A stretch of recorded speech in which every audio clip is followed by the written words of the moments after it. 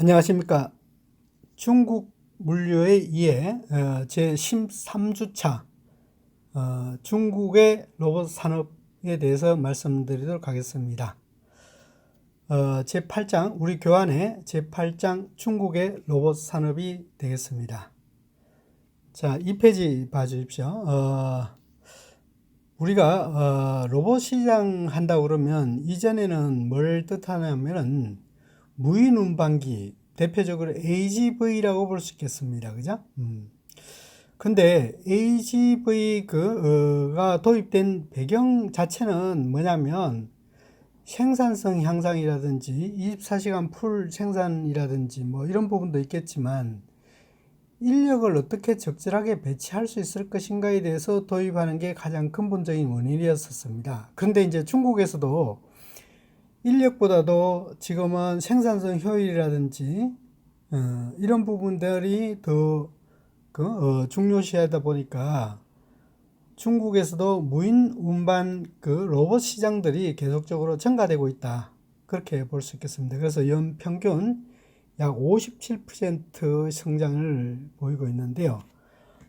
중국의 전망산업연구원의 보고서에 따른다 그러면 2018년도 기준으로 해서 중국의 무인 로봇 시장이 판매는 약 전년도 비해서, 그러니까 7년도 비해서 되겠죠. 그죠? 35% 증가한 29,600대이고, 8년간 연평균 51%의 성장성을 보였다. 즉, 다시 말하면, 중국 시장에 이제 인력이라든지, 인력 공급 문제, 인건비 문제, 생산성 문제, 이런 부분들이 대두되다 보니까 이런 어떤 이 무인 로봇 시장들이 계속적으로 증가세를 나타내고 있다.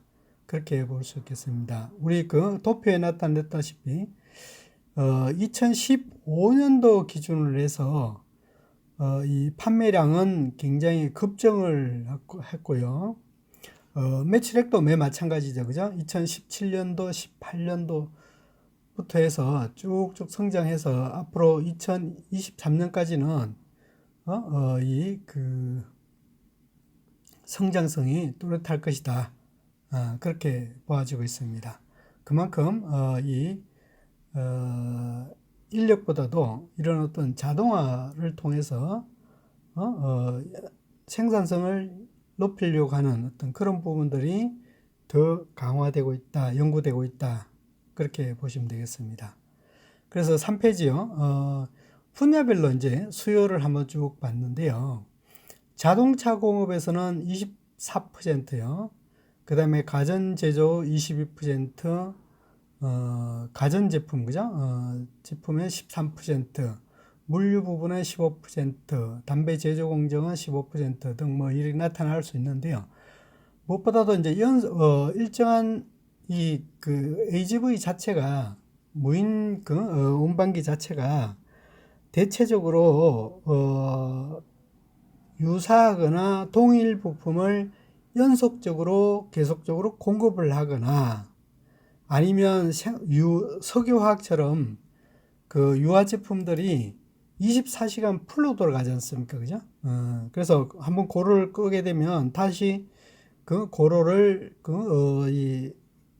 재생시키려면 2, 3개월씩 걸리니까 고로를 끄지 못하고 연속적으로 생산하는 석유화학 업계에서는 24시간 풀로 들어오기 때문에 심야 시간 이런 부분들이 오버타임이 비싸지 않습니까? 2배, 2.5배까지 가야 되니까 이런 어떤 연속성을 가진 부분에 이 설비를 가진 부분에 생산 설비를 부분에 한다 그러면 그만큼 도입 효과가 크다 그렇게 볼 수 있겠습니다. 그래서 자동차업계 동풍 르노는 2008년도부터 이제 무인 로봇을 이제 도입했습니다. 그죠? 그래서 지금 현재 생산 공정에 약 1000대 정도를 지금 운영을 하고 있다. 그렇게 봐줄 수 있습니다. 그래서 이제는 이제 중국에서도 물류업계에서의 가격 경쟁력 확보보다는 자동화, 그죠? 자동화 부분이 이루어지기 때문에 물류 부분에서도 이 그 무인 운반 로봇 시장이 적극적으로 커질 것이다. 그렇게 전망을 하고 있습니다. 그래서 중국의 시장 동향을 본다 그러면, 경쟁 동향을 본다 그러면 무엇보다도 이제 이 로컬 브랜드 시장에서 점유율이 높으나 부품은 아직까지도 해외에 의존하고 있더라. 주요 부품, 핵심적인 부품들요. 우리도 초창기에 지금도 많은 많은 어떤 제품들이 있는데, 특히 휴대폰 같은 경우에는 이 핵심 부품, 많은 핵심 부품들이 그 일본에서 이 수입을 해와서 조립해서 나가는 그런 부분이 많습니다. 중국도 마찬가지로 기술력이 완결되지 못하기 때문에 핵심 부품 같은 경우에는 대체적으로 해외에서 수입을 해다가 조립해서 판매하는 그런 형태로 지금 이루어지기 때문에 핵심 주요 부품은 수입에 많이 의존하고 있더라. 그렇게 볼 수 있겠습니다. 그래서 12년도 기준에서 약 20개 정도에 불과하던 AGV 시장이 생산자가, 그죠? 18년도에는 약 120개사로 이제 시장이 증가되었다. 그렇게 제조사가 확대되었다. 그렇게 볼 수 있겠습니다. 그래서 이 시장 커지지만 로컬 브랜드 시장 점유율은 많은 어떤 영역, 즉 90% 이상을 차지하고 있으나 핵심 부품 같은 경우에는 해외 브랜드의 수입 아니면 판매 에이전트를 통해서 수입을 많이 한다고 그렇게 합니다. 그래서 이제 선양 신용 로봇 자동화 주식 유한 회사도 마찬가지로 2000년도에 설립했지만 이 중저가, 그죠? 대당 중저가 10만에서 20만 대, 고가는 30에서 100만 위안 정도, 이렇게요. 그래서 17년도 기준으로 판매량은 1200대였고 자동차 군사용으로 많이 쓰더라. 많이 도입했더라. 그렇게 보시고요. 윈난쿠찬 스마트 장비 유한 회사도 보면 매출액은 11억 위안인데요. 대당 20에서 50만 원대, 고가 같은 경우는 60에서 100만 위안대. 2017년도에는 70여 동 AGV를 생산하고 했지만 주로 이 담배라든지 자동차, 가전 이런 어떤 제조업에 많이 투입됐고 대부분이 이 담배 생산 분야에 많이 집중되어 있었다. 60% 이상을 차지하고 있다. 그렇게 보시면 되겠습니다. 근데 이런 어떤 쭉 보시다시피 이런 어떤 AGV가 있는데 이런 대부분의 AGV들은 생산 라인에 투입하기 위한 부품을 투입하기 위한 조달 부분, 이런 부분에 많이 필요했는데 향후에는 이제 물류 부분도 규모화되고 자동화되다 보니까 물류 부분에서도 점차 이런 AGV들이 요구될 것이다. 그렇게 전망을 하고 있습니다. 그래서 5페이지 보신다 그러면 AGV 브랜드를 본다 그러면 이제 중국으로 진출한 어떤 기업체들요. 독일의 데마틱이라든지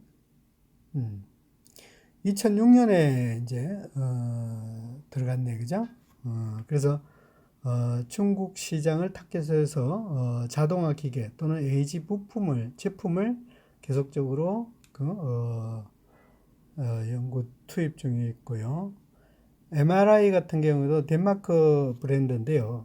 상해에 투입됐는데 2017년도에 500대 정도를 투입했고 전체 매출액의 15% 중국 시장에 달성했다. 그렇게 볼 수 있습니다. 그 다음 이제 쿠카 같은 경우에도 98년도에 도입이 돼서요. 2004년도에 스위스 로고 홀딩사를 인수해가지고 AGV 시장에 진출했습니다. 그래서 대체적으로 보면 일반 공업 지역을 중심으로 공업사를 중심으로 들어갔고요. 이런 어떤 AGV도 보면 이제 전 세계적으로 AGV라든지 자동화 기술을 본다 그러면 이 몇 년 전까지만 해도 일본의 다이오쿠라든지 뭐 이런 어떤 그 제품들이 상당히 인기를 끌고 제품력을 인정을 받았었는데 최근에는 이 독일계, 유럽계 계통의 어떤 제품들이 더욱더 인기를 끌고 있습니다. 그래서 향후에 여러분들이 물류 업무에 실무자를 담당했을 때 보면 주요 설비들, 우리나라 지금 현재 대규모의 물류센터의 분류 소팅 시설이라든지 아니면 자동화 피킹 시설이라든지 이런 부분들 보면 대부분이 독일 또는 어디요? 스웨덴 이런 제품들이 많이 들어오고 있습니다. 그래서 이런 정밀 기계 또는 내구성 이런 부분은 아직까지도 유럽 계통의 어떤 기술력은 아직도 우세하다 그렇게 말씀드릴 수 있겠습니다. 그래서 우리도 이제 그런 어떤 기계들을 도입해 가지고 전략적 제휴를 맺어서 많이 도입하려고 하는 게 한국의 자동화 시장이다. 물론 중국도 이와 마찬가지로 중국에서도 독일, 유럽 쪽에 제조사들 중심으로 해서 많이 전략적 제휴를 맺어서 도입하려고 하는 그런 추세다라고 볼 수 있겠죠, 그죠? 그 다음에 6페이지에 이제 수입 동향을 본다 그러면 이제 핵심 부품은 감속기라든지 센싱, 제어 시스템이라고 볼 수 있습니다, 그죠?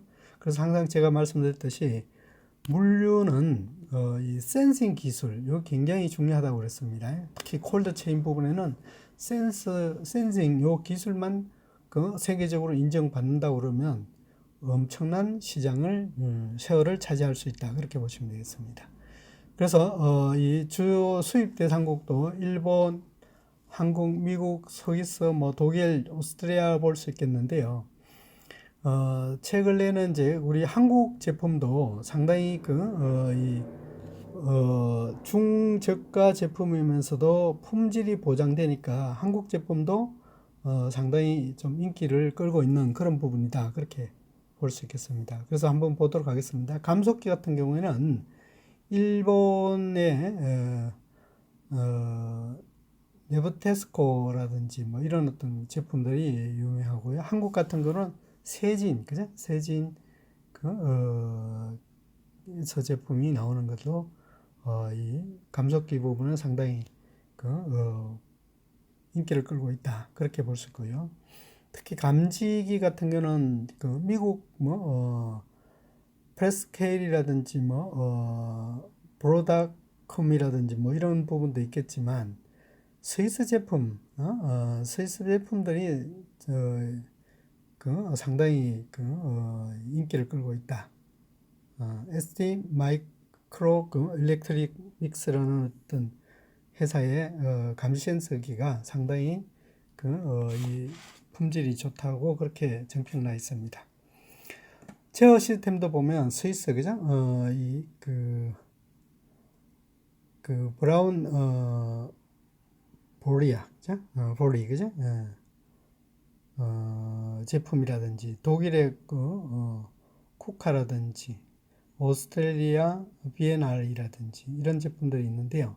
앞서 말씀드렸듯이 아직까지는 유럽산의 어떤 정밀 제품 이런 부분들이 센싱이라든지 이런 부분들은 제어 기술 이런 부분을 아직까지도 이 유럽 계통의 제품들이 상당히 이 품질이 뛰어나다 그렇게 볼 수 있겠습니다.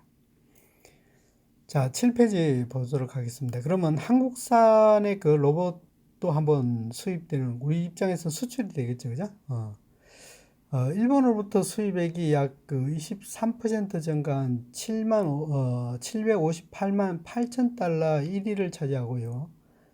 어, 이제 무인 운반 로봇가 중국 입장의 수입 파트너를 보면요. 한국은 얼마냐면 두 번째 나와 있죠, 그죠? 2016년도에는 그 1833천 달러에서 2018년도에는 6,189천 달러가 되겠죠, 그죠? 그러니까 551%가 증가되었더라. 그래서 한국 제품들이 요즘은 이런 부분들이 좀 많이 유입되고 있는 그런 형태다. 그렇게 보시면 되겠습니다. 그래서 그 2018년도에 그 상반기에 그 상하이 회관에 그죠? 우리 무역협회 정도 되겠죠, 그죠? 통계에 따르면 한국의 공업 그 로봇의 수입 규모가 전년도 2017년도 비해서 약 12% 증가했고요. 대수로는 4,722대로서 한국의 이제 로봇 산업도 어느 정도 중국 시장에서는 인정되고 있다. 그렇게 유치될 수 있겠습니다. 보시면 아직까지도 보면 여기 로봇 운반의 무인 운반 로봇 시장들이 보면 일본, 한국, 독일, 이탈리아, 덴마크 이런 유럽 시장들이 아직까지는 앞에 센싱 기술처럼 이런 어떤 부품처럼도 많이 유럽 수준 기술들이 상당히 수준이 있다. 그렇게 볼 수 있겠습니다. 자, 그다음 8페이지 한번 보도록 하겠습니다. 그래서 중국 자체에서도 이제 기술 제휴를 해서 이제 로봇들을 많이 생산하려고 그렇게 하고 있습니다. 그래서 그런 사례를 보도록 하겠습니다. AGV의 그 협동 로봇을 접목한 복합 로봇을 많이 하고 있습니다. 그래서 자동화 아니라 이제 스마트화 되면서 인공지능까지도 뭡니까? 지능형을 추가해서 복합 로봇 이런 부분에 이제 계속적으로 개발을 하고 있죠. 그래서 주로 창고의 운영 관리라든지 그다음 물류, 즉 다시 말하면 물류에 많이 사용되고 있으나 되고 있고 그 하역이라든지 운반 과정에 인력이라든지 이런 부분들을 가능하면 적게 하려고 그런 부분들이 많이 이제 도입되고 있다. 그렇게 보시면 되겠습니다. 그뿐만 아니라 이제 작업 과정의 안정성이라든지 생산 과정의 이행 관리라든지 이런 부분들도 상당히 도입이 높아지고 있는 효과가 있는 부분이 바로 AGV다. 그렇게 볼 수 있겠습니다. 신송이네요. 신송은 이제 중국을 대표하는 어떤 로봇 제조 기업이라고 볼 수 있겠는데, 중국 시장뿐만 아니라 미국, 멕시코, 영국, 말레이시아 등 20여 개국으로 이제 제품을 수출하고 있는데요. 중국 최초의 협동 로봇으로서 AGV 복합 로봇을 개발해서 이제 지능형까지도 개발한다 그런 얘기죠. 그래서 지능형 까지도 넣어서 개발한다. 그래서 2015년도에는 이 다양한 모델을 출시해서 약 100만 대 이상의 100대 이상의 판매량을 기록했다. 그렇게 볼 수 있겠습니다. 그 다음에 이제 5G 인터넷을 응용한 AGV라고 볼 수 있겠는데, 앞서 말씀드렸듯이 이제 지능형에다가 5G 인터넷을 연결해서 중단 없이 계속적으로 작업을 연속적으로 할 수 있도록 하는 어떤 그런 기술이라고 볼 게 있는데요. 특히 이 사람이 취급하기가 곤란한 작업장들, 즉 고온, 고압, 폭스, 폭한 이런 부분들, 그죠? 굉장히 더울 때나 아주 추울 때나 이런 데, 그죠? 인력이 투입하기 어려울 때는 AGV를 투입해서 한다고 그러면 그만큼 좋은데, 최근에는 이제 5G 인터넷을 통해 가지고 원격 조정을 하면서 그만큼 생산성이 높아지고 있다. 그렇게 볼 수 있겠습니다. 그래서 이런 어떤 무인 운반 로봇 시장이 계속적으로 증가될 것이다. 그렇게 볼 수 있겠습니다. 자, 그렇다면 이런 어떤 시사점을 한번 본다고 그러면요. 정부의 정책 기조라든지 이런 부분을 본다 그러면 계속적으로 지원을 하고 있습니다. 그래서 중국 정부는 제조업 혁신 정책 일환으로서 스마트한 제조라든지 스마트 물류 등에 대한 자동화 시스템에 계속적으로 지원을 하고 있고, 그런 부분들이 이제 수요가 증가되고 있는 그런 전망이고요. 그래서 독일, 일본 뭐 이런 어떤 선진국 제품에 대한 제품보다도 앞서 말씀드렸듯이 가성비가 높은 좀 가격이 좀 저렴하고 품질이 어느 정도 좋은 이런 부분들까지도 계속적으로 요구하고 있기 때문에 한국산의 이 AGV가 수출하기에 틈새 시장이 아닐까 그렇게 보아지고 있습니다. 그 다음에 이제 중장기적인 시각에서 봐야 되는데요. 이 자동차 생산 공정에 신규 로봇 신규 무인 운반 로봇을 도입하려면 초기에는 이제 6개월에서 2년가량 계속적으로 테스트 베드를 통해서 계속적으로 시범 사업을 하고, 그 시범 사업이 옳다 그렇다고 그러면 대거적으로 도입하는 게 일반적이기 때문에 최초에 어떤 도입했을 때 바로 이렇게 붐이 일어나는 게 아니라 일정한 기간 동안 써보고 그에 대해서 효과가 높거나 안정성이 있을 때 수입 설치량이 많아지기 때문에 그렇게 좀 기다려달라 그런 얘기입니다.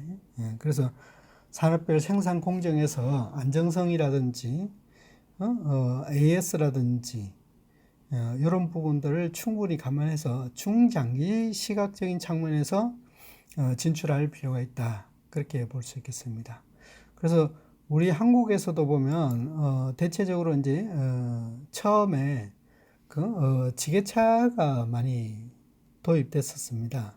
그래서 도요타라든지 무라다라든지 이런 지게차들이 이제 일본 시장에 있는 지게차들이 많이 왔었습니다. 물론 우리나라의 수성이라든지 아니면 두산 중공업, 삼성 중공업 등의 어떤 지게차가 많이 있었었는데, 근데 이제 문제는 뭐냐면 이렇게 일본에 있는 지게차들이 품질이 그래도 좀 낮다고 해서 처음에는 도입했었는데 한 4, 5년 운영을 하다 보니까 문제점이 뭐냐면 AS 이런 부분들이 상당히 잘 안 되더라. 그런 부분이 안 되기 때문에 현장에서 산업 현장에서 품질은 인정하지만 AS 때문에 안 되는 그런 부분들이 많았습니다. 그래서 이런 어떤 전철을 본다 그러면 중국의 AGV를 이제 진출하려고 하면 반드시 그에 맞는 AS성이라든지 이런 부분까지도 충분히 감안해서 진출할 필요가 있지 않느냐 그렇게 보여질 수 있겠습니다. 다음은 이제 인공지능 산업 쪽으로 한번 보도록 하겠습니다. 방금 말씀드렸듯이 자동화 기계에다가 인공지능을 포함한 그런 어떤 기능을 포함한 스마트 물류가 앞으로는 이 전망이 좋을 것이다. 그렇게 보여질 수 있지 않습니까? 그죠? 그래서 중국도 인공지능 산업에 대해서 많은 투자를 하고 있습니다. 그래서 중국의 인공지능 산업은 2015년도 이후에서 54% 매년 증가를 나타나고 있습니다. 그래서 2015년도에서는 약 112억 위안이었었는데요. 2018년도까지는 415억 위안까지도 성장했다. 그렇게 볼 수 있겠습니다. 그만큼 이제 진화되는 어떤 그런 스마트 물류가 이 계속적으로 투자되고 또 수요가 있을 것이다. 그렇게 볼 수 있습니다. 그래서 중국 정부에서도 중앙정부에서 계속적으로 지원을 하고 있는데요. 2015년도에 인공지능 산업 관련 육성 정책을 발표하고 이를 바탕으로 해서 법적인 요건을 따라서 이제 이론이라든지 기술 이런 부분보다도 이제 응용 기술에 실제 사용 기술에 더욱더 이제 포커스를 맞춰서 계속적으로 지원을 하고 있고, 그 다음에 이제 지방 정부도 그 지역별 특성에 맞게끔 세부 시행계획을 만들어서 추진하고 있습니다. 그래서 11페이지에 보신다 그러면 그 인공지능 관련된 주요 정책들을 쭉 연차별로 딱 나타냈었는데요. 2015년도의 시발점이 이제 중국 제조 2020 해서 계획을 해서 제조업에 인공지능을 도입하는 스마트 물류를 육성하자 이제 이렇게 주창을 했죠. 그래서 인공지능을 11개 중점 사업으로 지구를 만들어서 거기서 뭡니까? 했는데 이제 스마트 가구, 우리 뭐 전자제품 이런 거 되겠죠. 그죠? 핸드폰, 뭐 자동차, 로봇 분야에 직접 할 수 있도록 만들자. 그렇게 했습니다. 그래서 쭉 오다가 이제 2016년도에 이제 빅데이터 기반을 해서 인공지능의 기반 조성을 할 수 있는 산업을 육성하자. 이런 지원 정책을 했고요. 그래서 인공지능 사업에 집중적으로 투자를 하고 있습니다. 그래서 2019년도에서 이제 정부의 제조 공장을 중심으로 한 인공지능형 제조업을 고도화 명시를 해서 이 투자를 계속적으로 하고 있습니다. 그래서 12페이지에 보신다 그러면 이제 지방 정부에도 이에 따라서 이 지원을 하게 되는데요. 베이징 같은 경우에는 이제 중관청이라는, 그러니까 즉 중국의 최초의 그 첨단 기술을 개발할 수 있는 특구를 만들었답니다. 그게 이제 중관청이라고 볼 수 있는데, 중관청 스마트 로봇 산업 혁신 촉진에 관한 조치를 해서 우리 시행 규칙 정도 되겠죠, 그죠? 이런 것들 해서 더욱더 이제 효과적으로 지원을 하자. 그래서 인공지능 및 지능형 하드웨어 창업 혁신 플랫폼이라든지 어떤 지원 육성할 수 있는 행동 요령이라든지 어떤 육성 사업 이런 부분들을 계속적으로 지원을 하고 있다. 그렇게 보시고요. 상하이도 마찬가지입니다. 인공지능하고 빅데이터를 중심으로 한 지원 시설 이런 부분들이 특구를 만들어서 지원을 하게 됐고, 이 선전이 신천이죠, 그죠? 밑에 그죠? 어디야? 홍콩 있는데 그죠? 선진 신천 쪽에 여기도 마찬가지예요. 인터넷 5G 같은 이런 어떤 지능형 혁신 발전이나 데이터 이런 부분들을 중심으로 해서 이 13.5 계획이라는 혁신을 해서 집중적으로 육성 발전시키고 있는 그런 부분이다. 그렇게 보시면 되겠습니다. 그런데 우리가 생각하기에 그냥 이런 어떤 기획, 구역 이런 부분들이 지원책이라고 그러지만 우리가 생각한 것보다도 훨씬 더 천문학적인 어떤 그런 부분들을 투자를 하고 있습니다. 사실은요. 그래서 몇 조가 아니라 우리 한국 따진다 그러면 10조 이런 식으로 엄청난 투자를 몇천억이 아니라 조 단위까지도 이렇게 투자를 하는 그런 부분들이 있다고 보면 얼마 되지 않아서 이런 부분들이 기술이 이제 어느 정도 안정화되고 한다고 그러면 세계적인 어떤 이 제품들이 나오지 않을까, 그렇게 좀 추측이 되네요. 그죠? 자, 13페이지 한번 볼까요? 그래서 이제 이런 어떤 기업들을 본다 그러면 인공지능 산업 데이터 보고라는 어떤 연구 보고서가 있습니다. 2019년 3월 기준으로서는 전 세계에 5,300여 개의 사가 있는데, 이 중에서 미국이 2,169개 사고요. 중국은 1,189개 기업이 인공지능 산업을 중심으로 한 기업이 존재하고 있다. 그렇게 보시면 되겠습니다. 그래서 앞서 말씀드렸듯이 중국이 좀 좀 무서워할 수 있는 부분은 해외 석학들을 불러들이고 그 석학들을 해서 집중적으로 개발하게끔 자금이라든지 정책이라든지 지원을 해주고 있다는 게 굉장히 좀 특이한 부분이다. 그렇게 보시면 됩니다. 그래서 중앙정부가 집중적으로 미루고 있는 그런 부분 중에 하나가 이제 스마트 물류다. 그렇게 볼 수 있겠습니다. 자, 14페이지 이제 지역별로 한번 볼까요? 그래서 중국의 인공지능 관련 기업은 베이징시를 포함해서 뭐 정진시라든지 경진시의 경제권, 상하이시, 뭐 항저우시 이런 부분이 있는데 대체적으로 보면 이 북경을 중심으로 베이징을 중심으로 한 부분, 그 다음에 상해를 중심으로 한 부분, 앞서 말씀드렸듯이 이 선정 지역, 즉 다시 말하면 뭐죠? 저기 홍콩 뒤편에 그죠? 거기 삼각주 있는데 거기 주삼각주 있는데 그 지역을 중심으로 해서 집중적으로 지원 육성하고 있는 게 특징이다. 그렇게 볼 수 있겠습니다. 그래서 중국의 인공지능 산업 백서에 따른다 그러면 2018년도 6월을 보면 베이징 같은 경우는 395개사가 가장 많고요. 다음으로는 상하이가 210개, 장삼각 지역이죠, 그죠? 선진이 밑에 주삼각 지역에 119개, 항저우가 69개, 뭐 광저우가 46개, 뭐 이렇게 돼 있는데, 그래서 대규모 공업단지, 대도시를 중심으로 한 이런 부분들이 첨단 지역이니까 계속적으로 지원하고 있다. 그렇게 볼 수 있겠습니다. 다음은 15페이지에 볼게요. 그래서 특허 출연을 이제 본다 그러면 베이징, 항저우, 광저우 뭐 이런 식으로 나타나는데 베이징이 8,000여 개예요.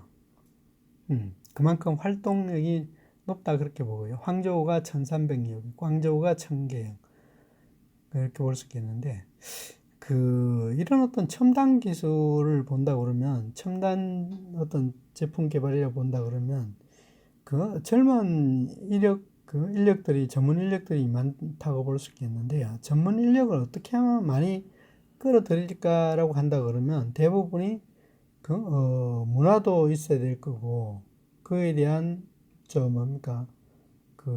학군도 있어야 되고 은행이라든지 뭐 유학시설 이런 부분들이 충분히 갖춰져야만이 젊은 엔지니어들이 집적을 하고 있지. 그렇지 않다고 그러면 대도시가 아니라고 그러면 보장이 안 된다 그러면 실제적으로 다들 떠나게 되는 그런 경향이 많지 않습니까? 그죠? 그래서 우리나라도 보면 삼성전자라든지 LG전자 이런 기업들 보면 R&D 부분, 개발 쪽으로는 거의 다 뭡니까?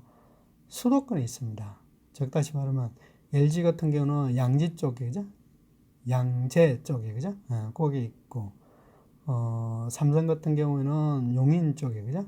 그렇게 돼 있고 그래서 그런 부분들을 예를 든다면 막 R&D를 집중적으로 이제 하는 부분이 대전 과학 도시 이런 데 갖다 놓으면 젊은 세대들 안 들어갑니다.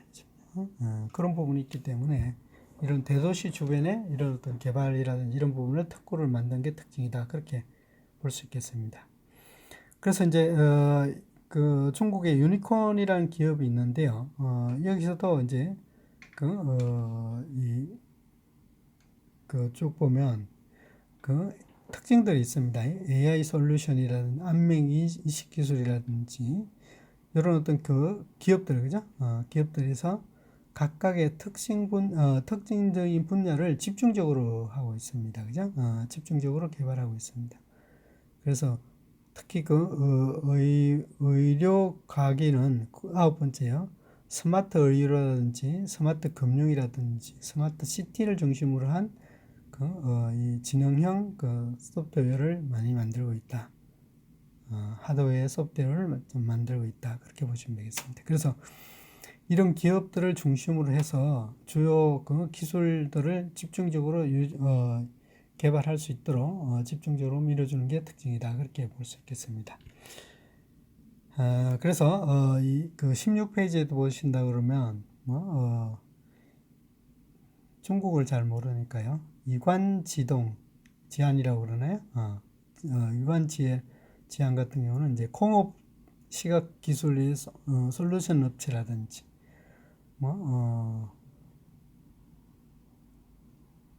그 QIG 같은 경우는 이제 인공지능 맞춤형 마케팅 플랫폼이라든지 이런 식으로 각각의 뭡니까 기술 개발들을 집중적으로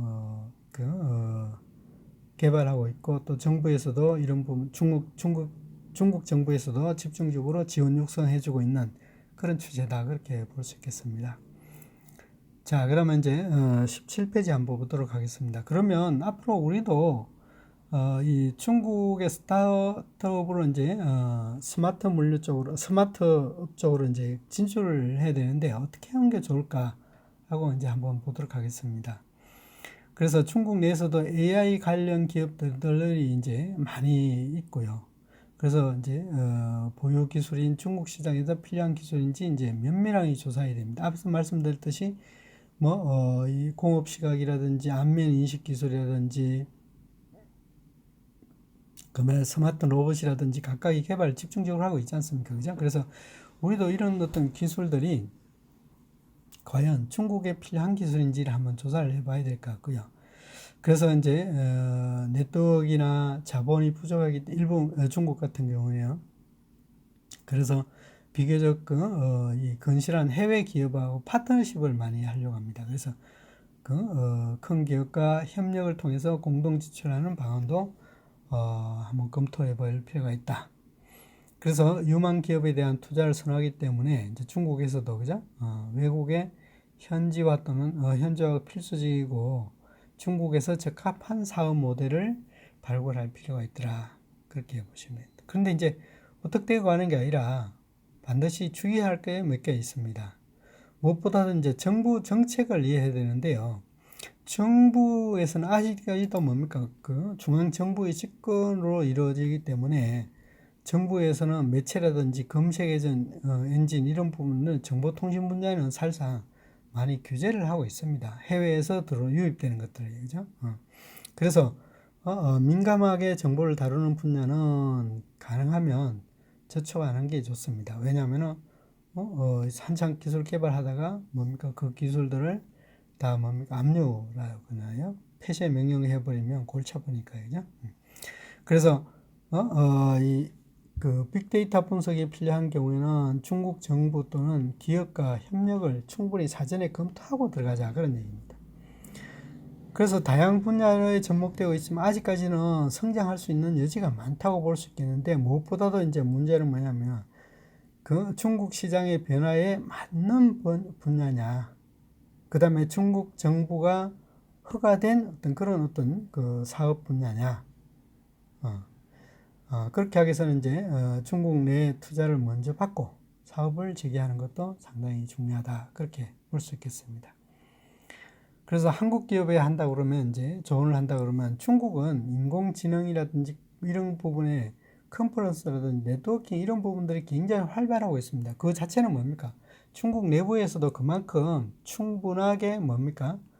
검토 중에 있고 개발할 수 있는 시장 영역이 크다 그렇게 볼 수 있겠습니다. 그래서 대도시 앞서 말씀드린 베이징이라도 상해라도 선진을 중심으로 해서 계속적으로 컨퍼런스라든지 이런 것들이 계속적으로 검토되고 있고 개발되고 있더라 그렇게 보시면 되겠습니다. 그래서 중국에 들어갈 때는 앞으로 이런 부분은 성장성은 뚜렷하다. 근데 이제 중국에서는 지속적으로 육성 정책을 하기 때문에 광범위하게 이 산업은 육성되고 있는데 문제는 뭐냐? 앞에 말씀드렸듯이 중국에서 뭡니까?